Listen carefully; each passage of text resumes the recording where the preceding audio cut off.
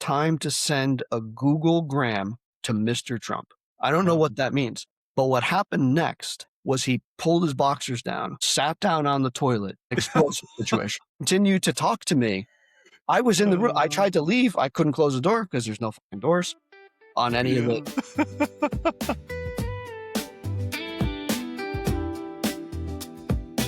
All right, what's going on, everyone? Welcome back to the Fitz and Franson Show. I'm Fitz. Yep, I'm Franson. This is a show where we talk about leadership and business growth and what it actually takes to build something that lasts. And without lying to yourself along the way. Yeah, that's the part that really matters. And today we're joined by a very, very special guest, someone I've known for many years now. Have a ton of respect for this guy here, he's been in the trenches of home improvement sales and built world-class teams, co-founded a very impressive organization out in the Midwest. Bob Camire, welcome to the show, sir. Thank you very much. Glad to be here. Appreciate you having me. Absolutely. Yeah, awesome. Bob, we've been looking forward to this one. We've had a lot of guests on this show. I know you and Fitz have shared a lot of experiences, and from what he shared with me, our listeners should get a lot out of today's show. So let's get into it. Yeah, absolutely. All right, buddy. So, Bob, for those that are listening, set the stage up a little bit where we kind of cross paths. You and I started our days at Renewal by Anderson. You were running a team out in the Midwest, Indianapolis, and I was running a team at Coro in the DC market. But we got to know each other a lot better at our time at Jacuzzi. And I know you're still currently over with Bath Experts and running that. So that's where, like I said, really got to know you. Do you mind sharing, I guess, a little bit more of your journey with the listeners so they got an idea of kind of your history? Sure. How far back do you want me to go? I mean, kindergarten would be a great start if you don't mind. I was born at a very young age. I was born at a very young age. Yeah. You know, if we're going to keep this pretty sales specific, right? I got into sales. I guess my first sales job would be like a call center gig when I was in high school, like doing phone work, selling really like cheap, gimmicky golf clubs and fishing lures over the phone. So just, some real high quality stuff, but learned the power of scripting. And that was like my first real eye opener of like, wow, if I just say these words and with some inflection, people will say yes more than they won't. So it was an interesting little learning experience there. And then that was just, part-time through high school, that kind of thing. And I never really considered a career in sales beyond making a few extra bucks doing stuff like that. Then through college, I worked kind of part-time again in another call center. And just kind of one thing led to another that I just kept coming back to that sales environment. It was a pretty heavy call center at first. And once I graduated school, I said, all right, I'm going to go do the thing that I got a degree in, which was archaeology.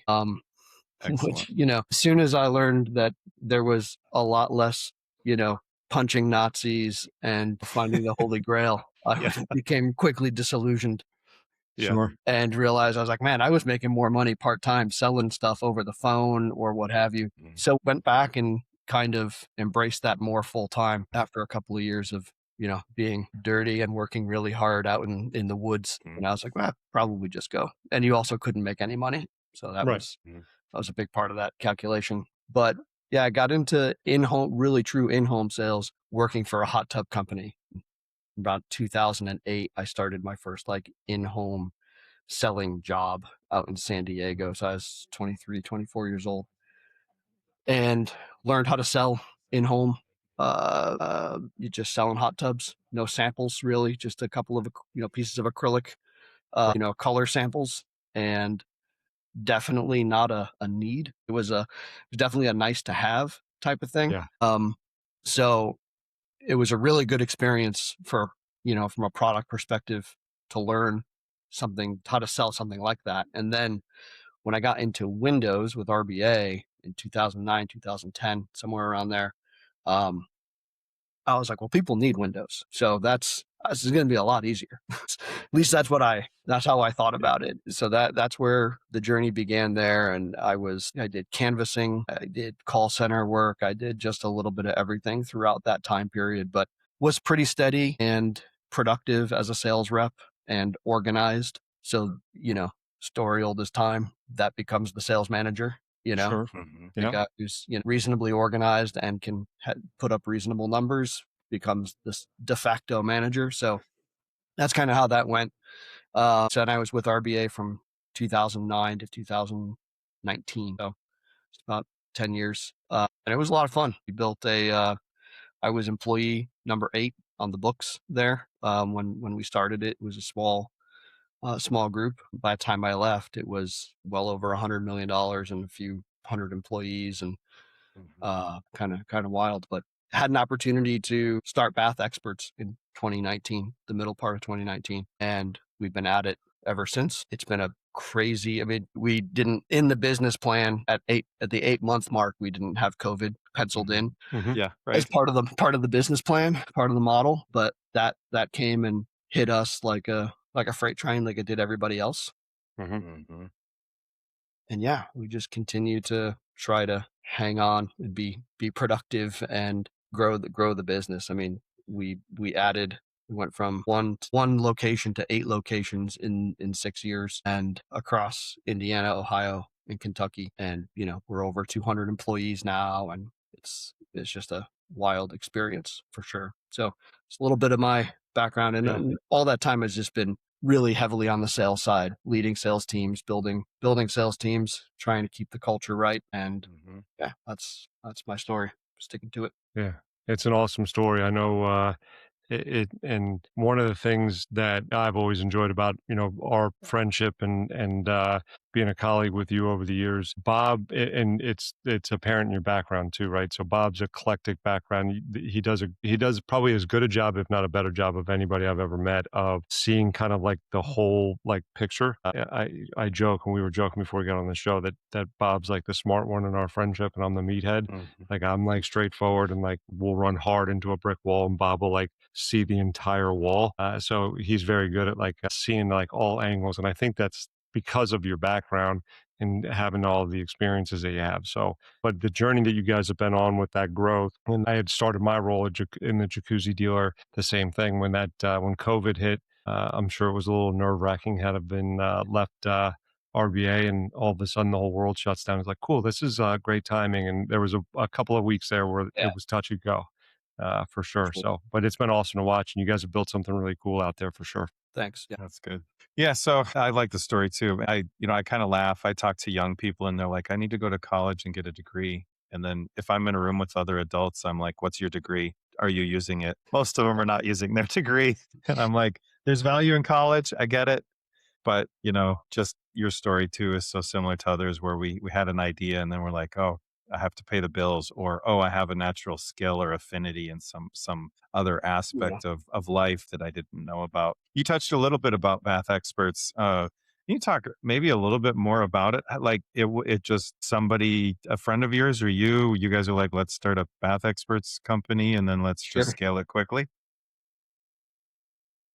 Yeah, the story goes roughly. I was working with the good luck to be working with a bunch of guys, myself, Steve, Jeff, Kurt, and Sam. We were all working together at RBA for I was there for ultimately about 10 years. Sam was with the organization for longer than that, and collectively we've been there forever. And we just had an opportunity to strike out on our own and start something just through life circumstances, the good, the bad, the ugly, like just everything kind of comes together at once. And it was kind of hold your breath and jump moment for all of us. But yeah, we started in July of 2019, and it was just really the 4 of us, myself, Steve, Jeff, and Kurt, that started. Sam came on a little bit later down the road, a year or two later, and helped us build. Once we started expanding into Ohio, he was critical for that piece of it and helping us grow the business. But yeah, it was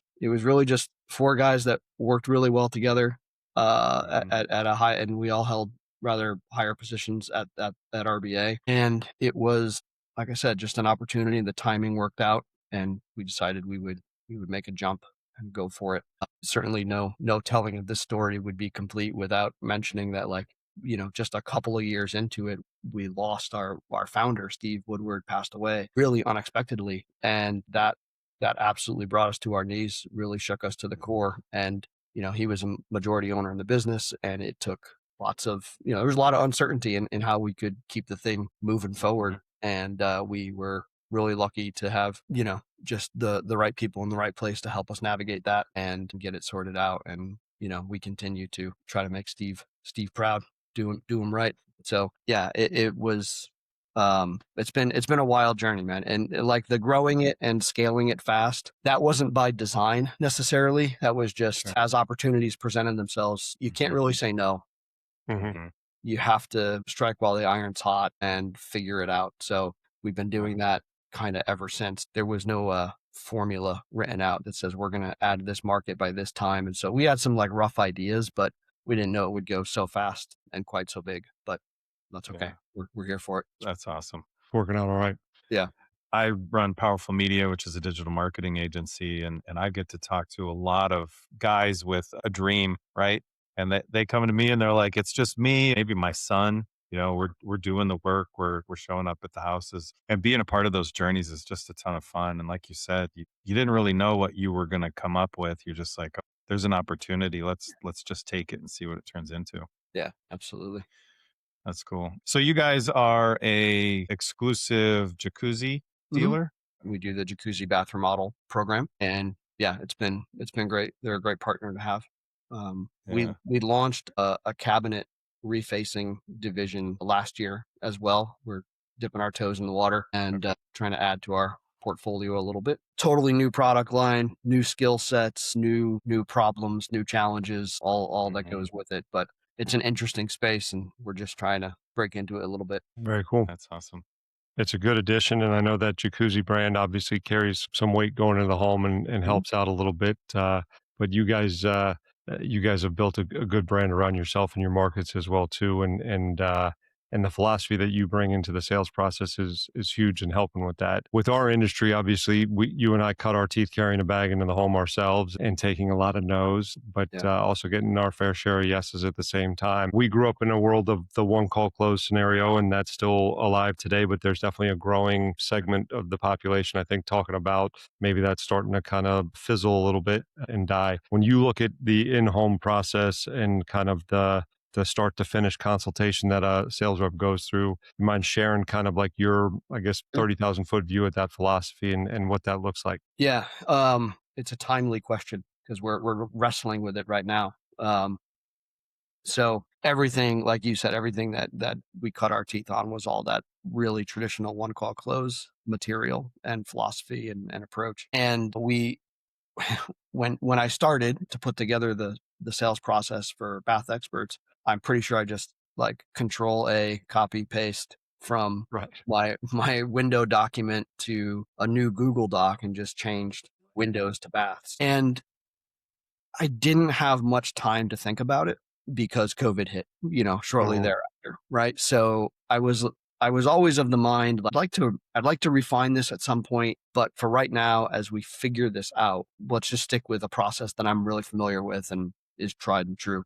So we did that. And then COVID came, and it didn't really matter what your process was. As long as you weren't offending people in the home, you were going to sell, show up, smile, ask for the business. You were probably going to get some deals. And along the way, this is all with a lot of hindsight now, right? But along the way, I think I certainly lost focus on the execution of that process because it didn't really matter that much.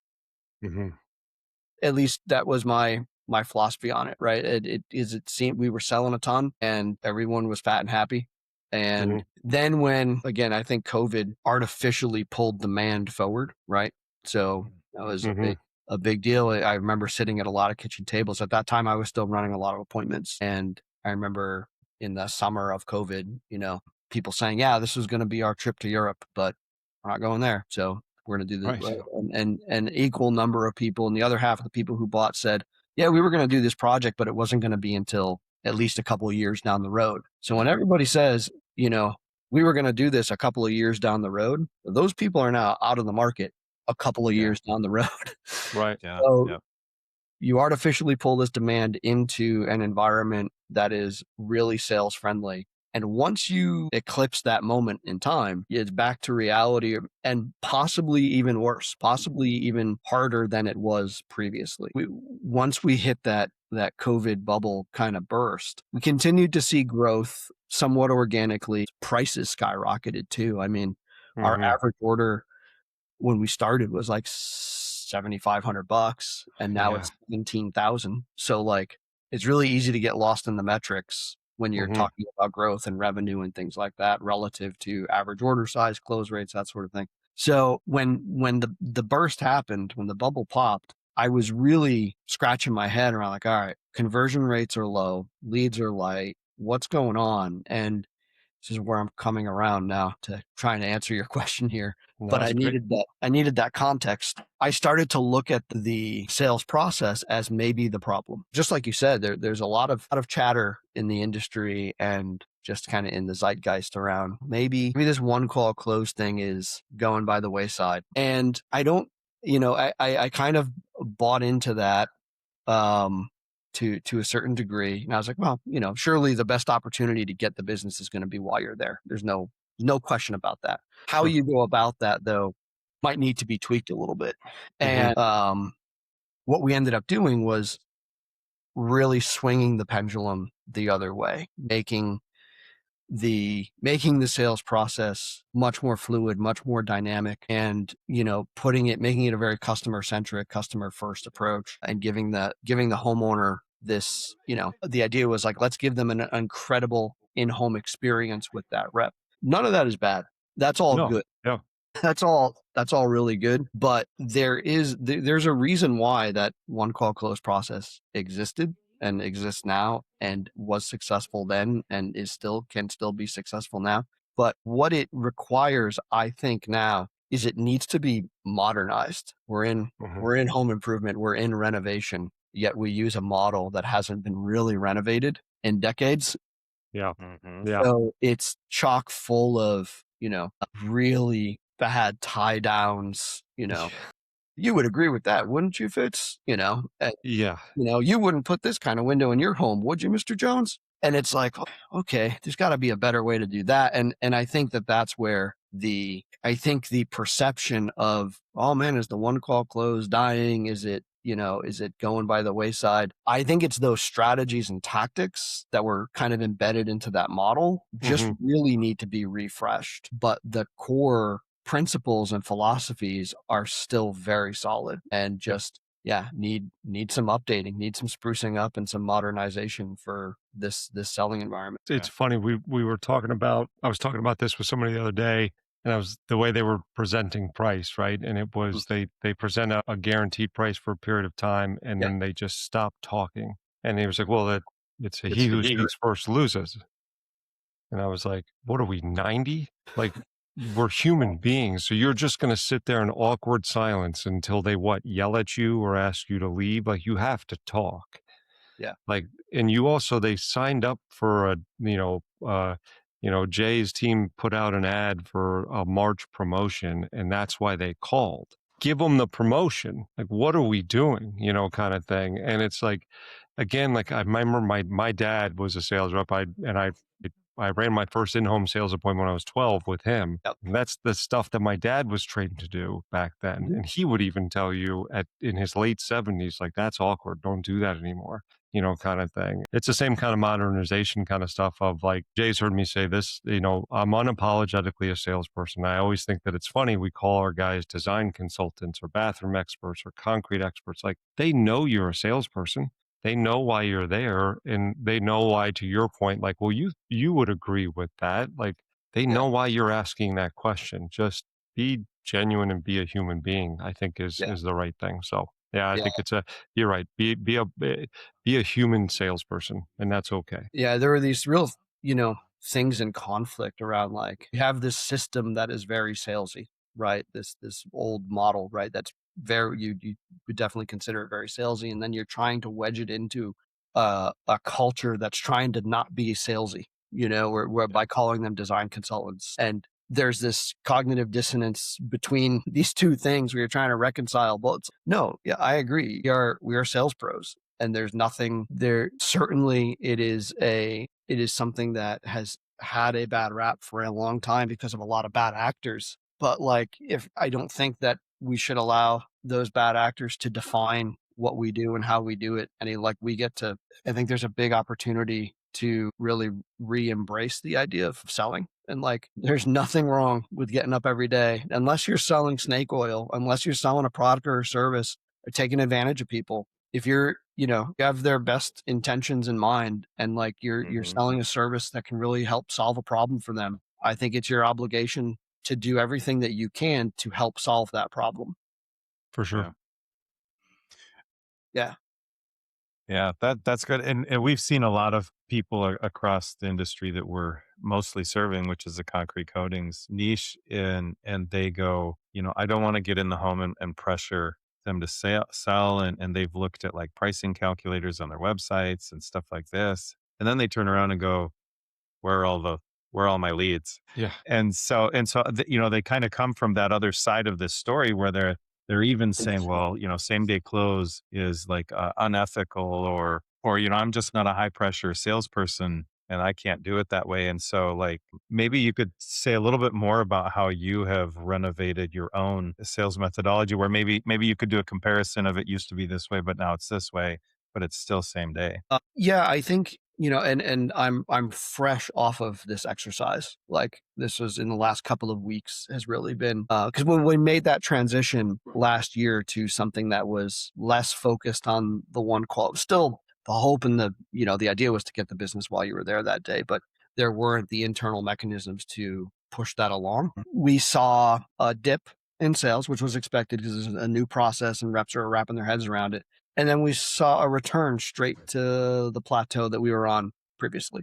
So like a net neutral situation, which really made me think of like, okay, wow, that's we got to get back to, I think I fixed the wrong problem, basically. Right.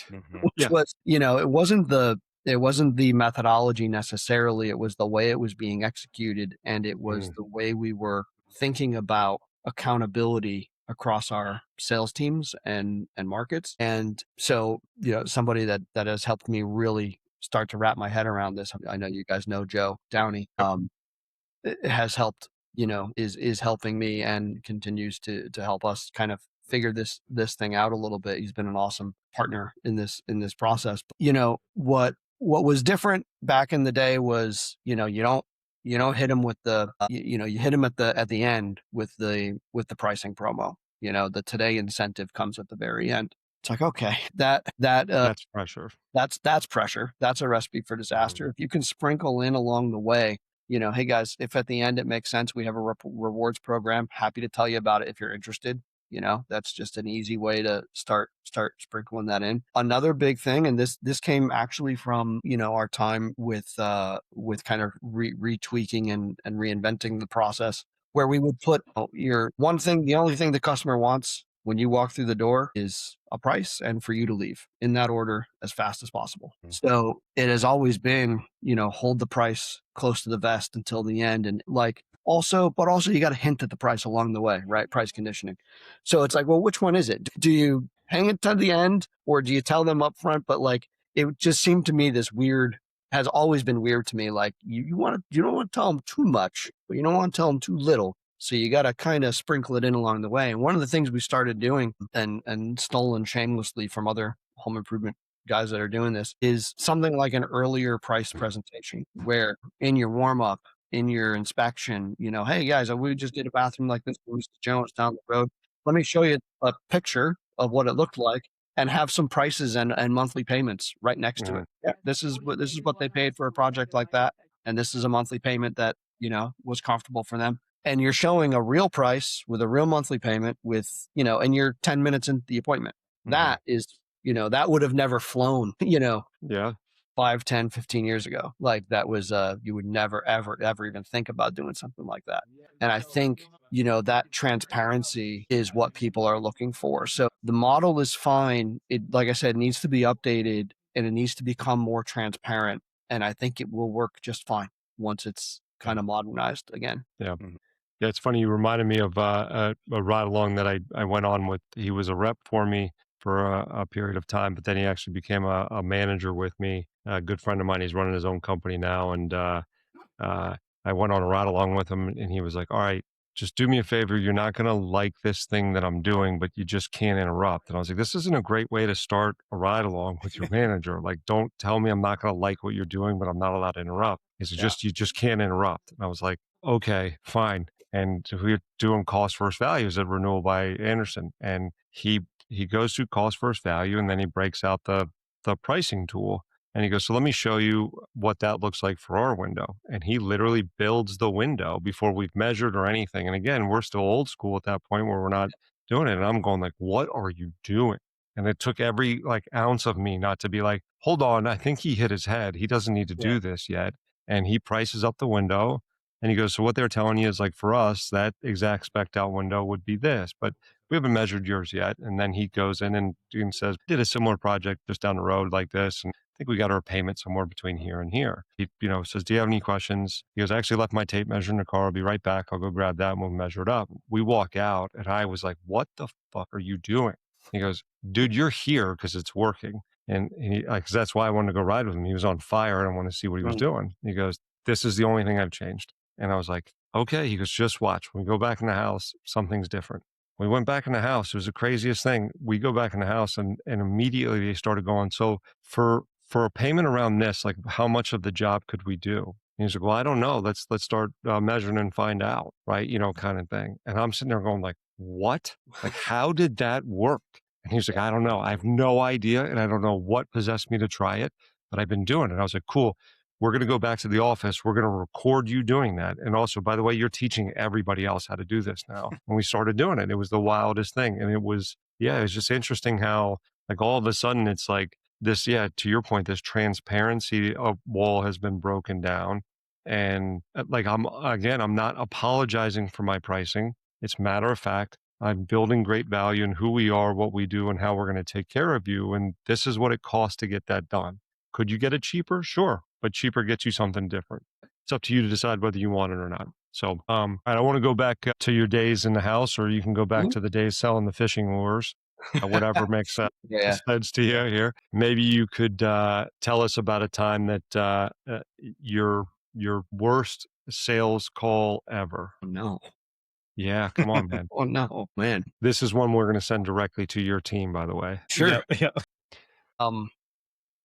Man, there's some real material to choose from. But I think, without question, probably the wildest. And we're talking about like an insane story, right? We're not talking like it was a really challenging appointment, but I sold it. No, we're talking like just insanity. Yeah. You could end up with the one you sold, right? Like I have no idea how that stumbled into that, but sure. Yeah, no, this one was not, we were not selling this one. Anyway, it was early days at Bath Experts, and I was still running the lion's share of the appointments. I was maybe starting to train a sales rep, but it was still just basically me out there running. And I get a lead out by like the Illinois line, and it's like an hour and 45 minutes, whatever, out there. It is a really crappy day out. It is like the rainy, sleety, snowy kind of situation, and we are, just making our way out to this house. I never, when I started running leads, like Zillow wasn't a thing. So I never got in the habit of like looking at, cause it didn't freaking matter. I was going anyway. Right. Yeah. Right. So I show up at this place, and it's a trailer, and I've sold plenty of those before, but not like this one. So I get out, and this was like 2020, 2021. And this isn't meant to, there's no political bent to this story in any way, shape, or form. I'm just telling you the facts. The guy was a big Trump supporter, lots of signs, lots of flags. And I get in there, and it was a real wreck in the house. The carpet had been pulled up because the dogs had just, that was the whole situation. So the stench was pretty rough, and he was in his finest pair of stained boxers. Just, like the spaghetti stained kind of grayish white t-shirt. Nice. So we're off to a really good start. I've been in places like this and I've sold them. Like, it's not. Of course. For the record, to interrupt, these are the things that Jay and the marketing team never have to deal with. They never get to see. Yeah, that's right. Never. Yeah. So he's like, let me show you the bathroom, what we have done. I was like, yeah, let's take a peek. The place has never been cleaned. Not like hasn't been cleaned in a while. It just has never been cleaned. Like, there's no it's just never happened. So in the bathroom was, I mean, it was an absolute horror show. Everything was covered in filth of all different kinds. Yeah. And he shows me where he wants to like knock this wall out and move this here. And I was like, well, we can't do that. I was like, here's what we could do. And I explained like what was possible within our scope of work. And there was no, there were no doors, like interior doors. All those interior doors had been taken off because who needs those? Right. And they were kind of laid airflow. out. Yeah, better airflow for sure. So I'm explaining like, hey man, I'm really sorry. Like we can't do exactly what you're hoping we can do here. And he said something to the effect of like, oh, well, damn it, whatever, blah, blah, blah. I said, all right. He goes, well, the only thing left to do, and to this day, I don't know what this actually means, but he said, it's time to send a Google Gram to Mr. Trump. I don't know what that means, but what happened next was he pulled his boxers down, sat down on the toilet, and explosive situation, okay? And continued to talk to me. I was in the room. I tried to leave. I couldn't close the door because there's no fucking doors on any of it. And that. And he just continued to talk to me like about, what if we moved the this there and then this? Oh. And I was like, I'm gonna go now. yeah, like he was like, you know, LBJ used to hold meetings. I don't know if anybody was like history buffs here, but LBJ would sit on the toilet and, you know, but this guy wasn't passing like landmark civil rights legislation. I mean, maybe the next day, you don't know. I don't know. Right. I don't know.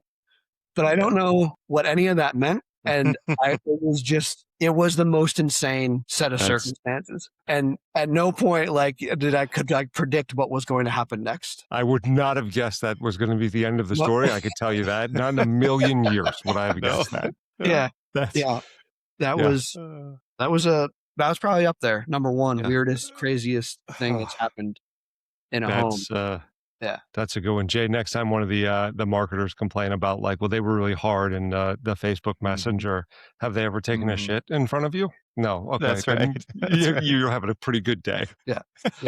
Oh, that's hilarious. That's a good story right there. I don't even know what I would do. I'd be like, I'll see you later.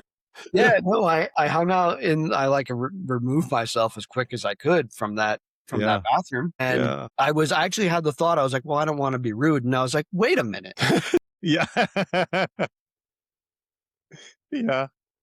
Yeah. But, and then he said, well, I couldn't decide to do anything anyway because my wife's not home. I was like, somebody said, that's my guy. That's my guy. Yep.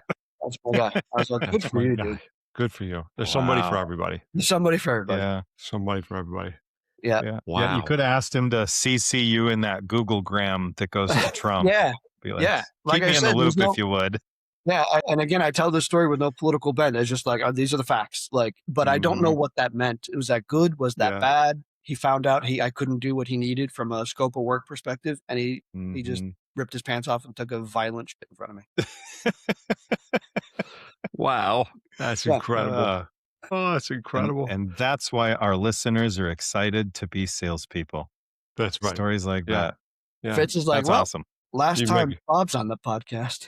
Oh, man, this is going to be the most watched episode. I can tell you that. Yeah. For sure. Man, that's hilarious. Well, let's maybe talk about something different. Sure. I'd love to. You asked for that.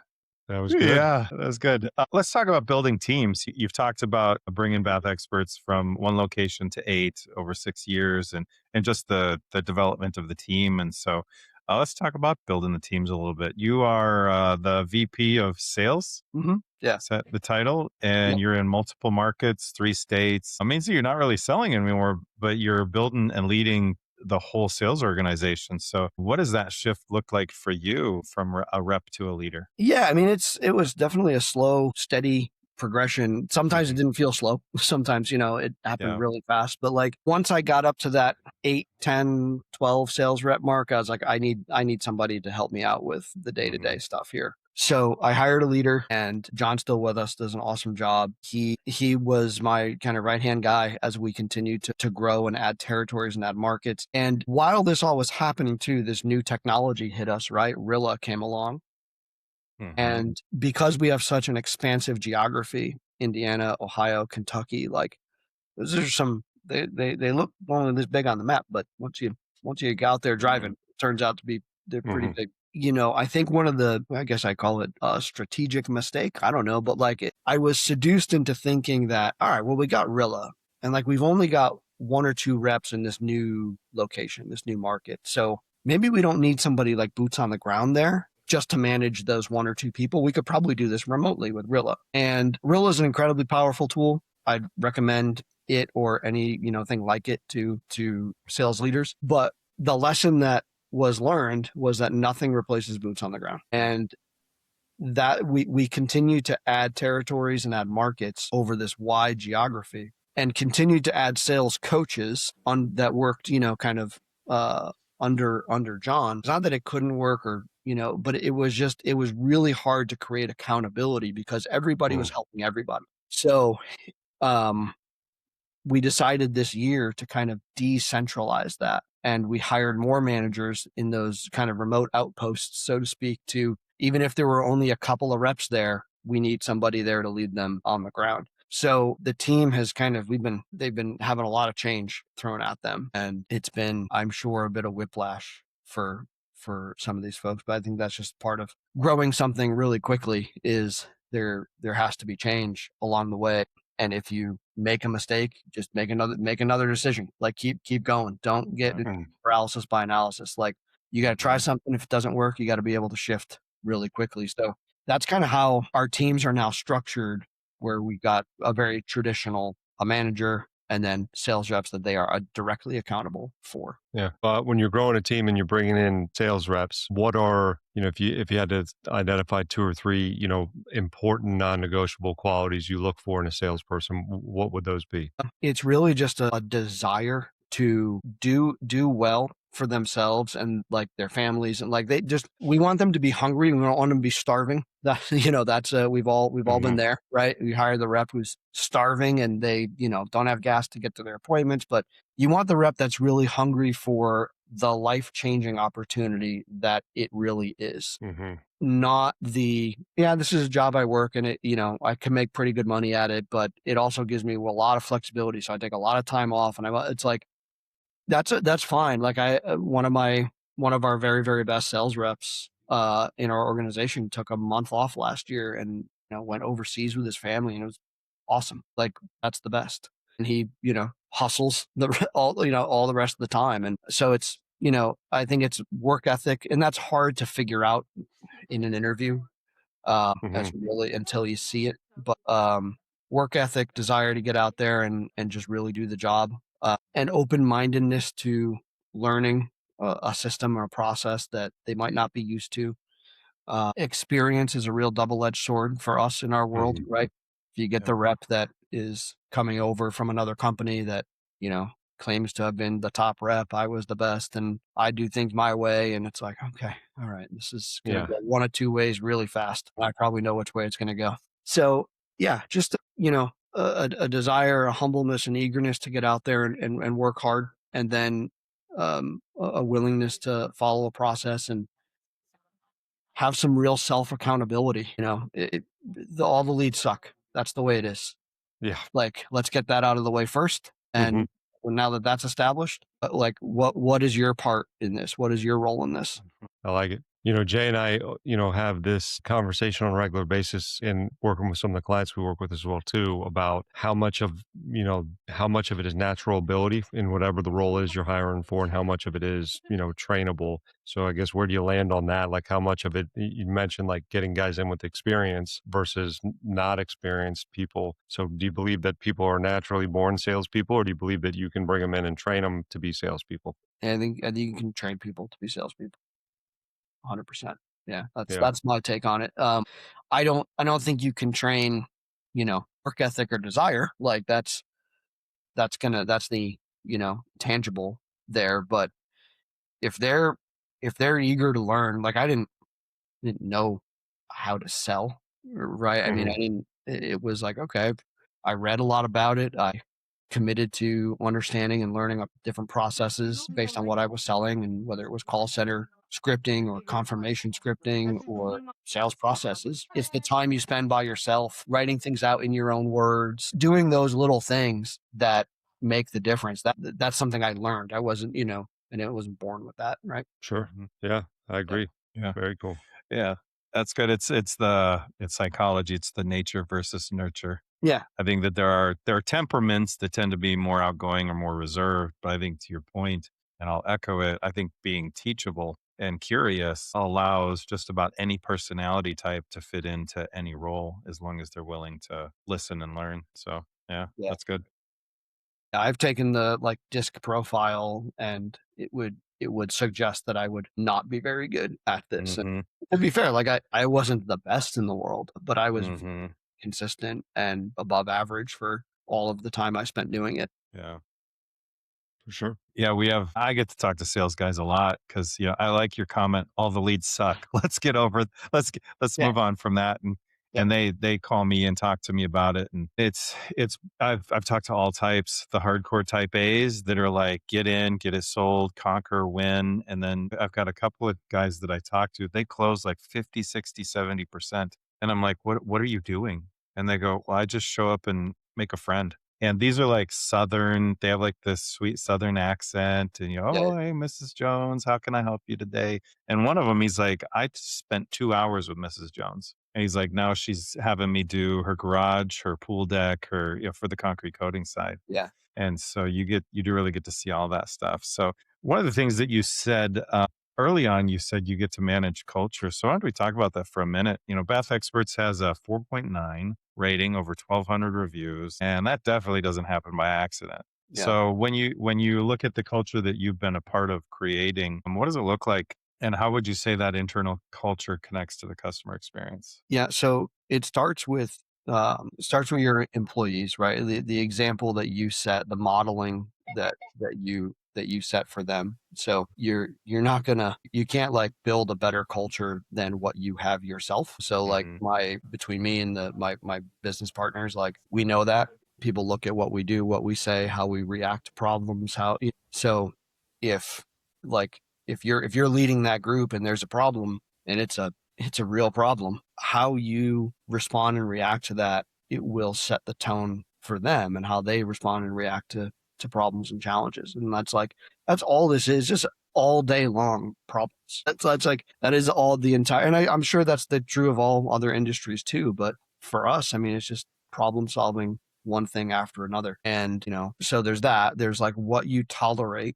in employees, right? I've had we've parted ways with really high performing reps because they're cancerous to the team, right? I'll do that in a heartbeat. We protect the culture pretty fiercely. So making folks understand that there's no, just because you might be really successful doesn't entitle you to treat employees or customers or anybody any differently or in any other way with total respect. And so it's what you tolerate. And then you got to trust the people to do their jobs. That is why you hired them. Yeah.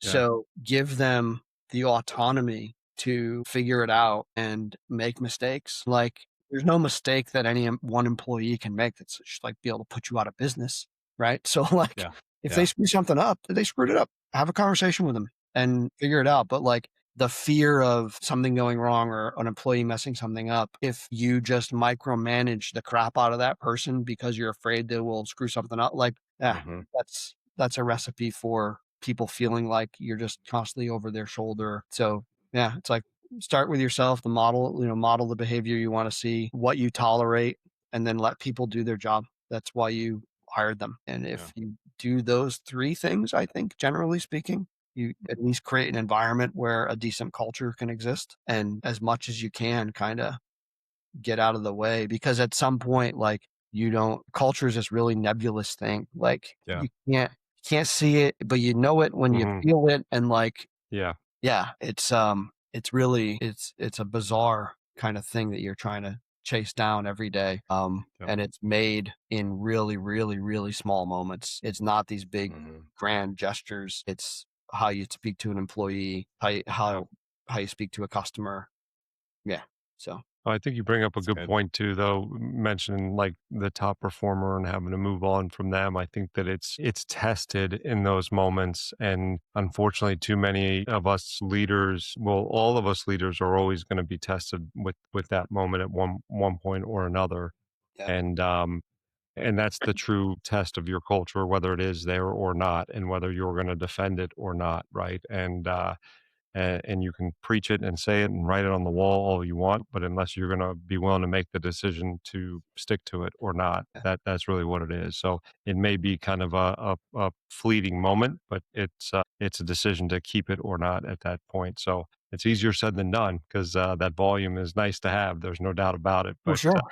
Yeah. in the long run, it'll pay itself back. So we've covered a lot of ground, but one thing we like to do is take our guests through a segment, couple quick questions with you, Sure. and get maybe some insight or some takeaways for the listeners out there. So we'll give you a couple quick questions here and get your quick response on it, and see if the listeners can grab a note or two from you. So I'll let Jay start us off here. Yeah. So, best sales advice you ever got in 10 words or less. Trust the process. Love it. Good. That's a good one. All right.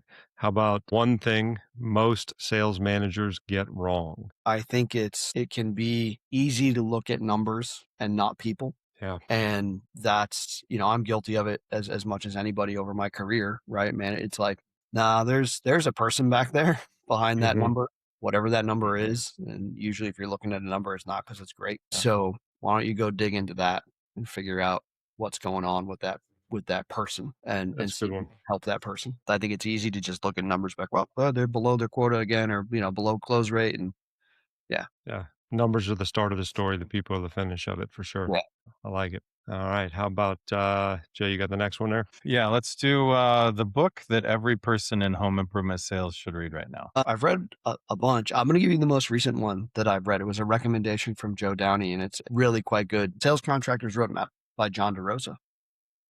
Okay. Yeah, it's quite good. Really like plain spoken, very simple, very straightforward. A solid approach to the one call process without. It's a refresh on the process. I think kind of what we were talking about at the top of the call. Good one. If you're listening, write it down. I have not read that one, so I'll check it out myself. So, well, Bob, this has been an awesome conversation, man. Yeah. Genuinely, I appreciate you coming on. It's always a pleasure talking to you, sir. Yeah, You're giving likewise. those listening a lot to think about, and hopefully add into their game, and building teams and growing sales and leadership. And I appreciate you being here, sir. Yeah, glad to do it. Thank you guys both so much. It's been fun. Absolutely. Yeah. Yeah. And for everyone listening, if you're a homeowner in the Indiana, Ohio, or Kentucky area and you're thinking about a bathroom remodel, you guys now know who exactly to call. So, and also if you are a sales leader or business owner and you want to see what a world-class operation looks like, give Bob a follow on LinkedIn. Yeah. And for everyone who's stuck with us today, I hope you walked away with something real that you can use. New way to think about sales, maybe your team, or I don't know, maybe a little bit of self-development there. So that's why we put the show on. So if you could do us a favor, though, like and subscribe, ring the bell, tell a friend about it, as always, right? And we appreciate that stuff. Yeah. We'll see you next time on the Fitz and Franson Show. Happy hunting, everybody.